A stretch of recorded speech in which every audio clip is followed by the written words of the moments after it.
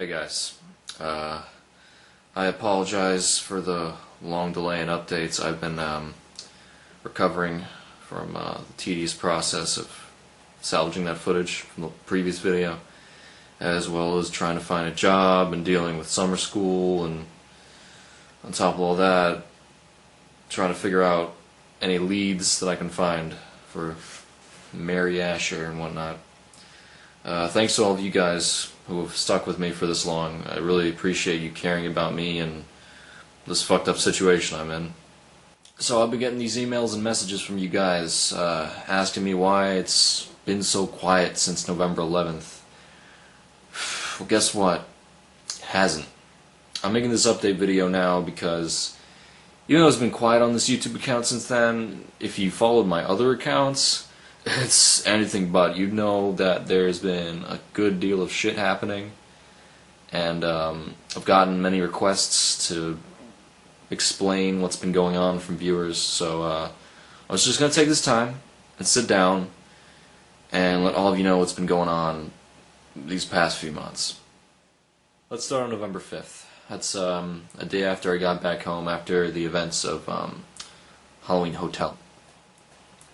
Because my birthday on the 11th was less than a week away, and knowing that the Observer had something planned for me then, I went out and bought a 9mm handgun from a pawn shop. I chose not to tweet about it. I didn't want them knowing that I had it. And I waited at my house, sleeplessly, until the 10th, and on the night of the 10th, all hell broke loose. I was attacked and fled back to the hotel, where I was taken and woke up about a week later with little memory of what had happened. Luckily, my camera was recording most of it, and I captured more or less what had happened on tape. The first part of the footage was so heavily distorted that it took me till May to recover it fully. The second part of the footage was salvageable enough to be uploaded earlier, so I posted it first. During the time that I was missing, from November 11th to the 18th, the Observer had taken control of my accounts and fucked around a bit. He posted a bunch of messed up tweets, photos, and happy birthday video. Also, against my wishes, he posted the crime scene photo of Milo to the public as a reward to his shitty riddle that he put on Twitter. Now, I didn't want it getting out in respect of Milo's memory, but since it's already out there, there's no use in hiding it any longer. But I don't blame my viewers for giving into it, because I know you guys didn't know what he was going to post, and I would have done the same for answers. So, don't feel guilty about that. I would have done the same. When I drove back to my house, after waking up in the hotel on the 18th, I discovered that my 9mm pistol was missing, and there were 2 bullet holes in the wall at the back of my hallway. At the time, I didn't remember jack shit, and since I had yet to recover the first part of the footage, I didn't know how the bullet holes had gotten there, so I freaked out a little bit. And I know now that the holes were the result of me shooting at the tall man, the Grossman, or whatever the fuck you want to call him. Assuming that I'm not a terrible shot, I think I hit the thing twice. I really hope I did. Anyway, as time went on, I began remembering more and more of what I'd forgotten. When I was in the hotel, someone opened the door right before I was taken, and all I can really remember is the silhouette of a figure with pinhole eyes and a thin smile, which is what showed up on the tape. Now, I'm pretty sure that this figure is the Firebrand character that the Observer keeps talking about, and other than that, I know nothing of what happened to me during that period. Then, on Valentine's Day, I decided to host a live stream. A quarter way through the stream, the Observer posts a picture to my TwitPics on Twitter. It depicted a recurring dream that I was having that I had actually drawn and uploaded over a year ago. So I decided to talk with him back and forth via Twitter, and you can see the whole conversation by going on my Twitter and scrolling back to February 14th. But among other questions, I began asking who the members of the collective were, and he responded accordingly with more photos.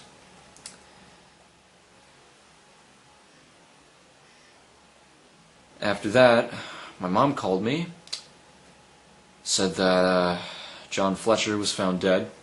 If you don't remember who he was my little stepdad, who I had called and talked to back in January of 2011. They didn't rule out murder, and they think it was Mary Asher who killed him because of some grudges that they had. I don't know. And after that, Sarah, the girl I stayed over with for Thanksgiving, called. She told me that Kat, the girl who was with us, was found dead too, and she pretty much accused me of being the murderer somehow, even though it's impossible, because these goggles that I wore in the nature trail video were the same ones that Kat was wearing on Thanksgiving. But she's wrong, because even though they were Kat's, I found them in my bag after I left. She must have misplaced them there, and I was nowhere near the area. I was in fucking class. I have a solid alibi. It checks out, so I'm safe. I only wore them because I thought they were cool, and why waste them? I mean, and the bloody shit that happened on Thanksgiving was a long while prior to her death. It couldn't have been me. It's fucking impossible. Okay? Then Sarah said that she'd been seeing this tall man too, and hung up on me. Then, because all that heavy shit gave me a migraine, I took to Excedrin. Turns out, the pills I took were not Excedrin, they were drugged. Obviously by you-know-who, and I was almost taken again. I woke up the next day fine, feeling really achy and shitty, but guess they decided to spare me. Whatever. A bit later, at the beginning of March, Sarah's Twitter was hacked, and I don't know what happened to her. Now, here are the newest updates.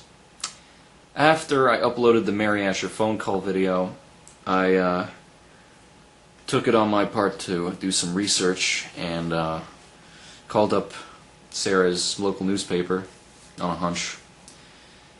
And they found her name in the obituary. Said she'd killed herself. Multiple stab wounds. Self-inflicted was written, apparently. Kat and her are both dead now. My alibi's been cleared out, so I'm fine. But I know they'd still be alive if it had not been me visiting. But there's one more thing. A lighter note, I've been recently talking to several independent investigators over the past few months, and one of them, who goes by the name of Sam, sends me this message.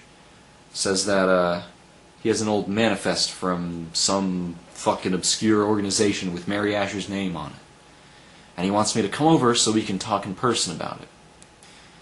And I trust the guy. He's been helping me a lot out lately. But he's one of those paranoid conspiracy kind of guys, so doesn't want to send me any of the info over the internet. And I can understand that coming from his position. But I think my next plan of action is pretty clear. I'm going to visit this Sam guy, and hopefully he can point me in the right direction. Because I have zero leads on Mary, and I feel pretty confident about this manifest. I think this is a really good idea, and I just got a good feeling about it. The guy lives pretty nearby, so I'm probably going to see him in the next few days. So I think that's it for updates. Now, I want to say something. Most of my videos, the ones uploaded by me, I've not allowed comments. I chose to do that because this channel is really meant for documentation purposes only, and I don't want any spammy comment clutter on it. However, on this video, I am going to allow comments, so anyone who cares can give me some advice or information or whatever. So there you go. If you want to do it, have at it. But once again, just big thanks to all my followers for all the help I received and sticking through with me through all of this same bullshit I've had to endure. I really appreciate it. So, yeah. Hopefully, I can get more answers from this. If not, I'll keep on looking till I do. As usual, if I manage to get any info, I'll upload my findings on here, or let you guys on Twitter or whatnot. So, till then, Noah out.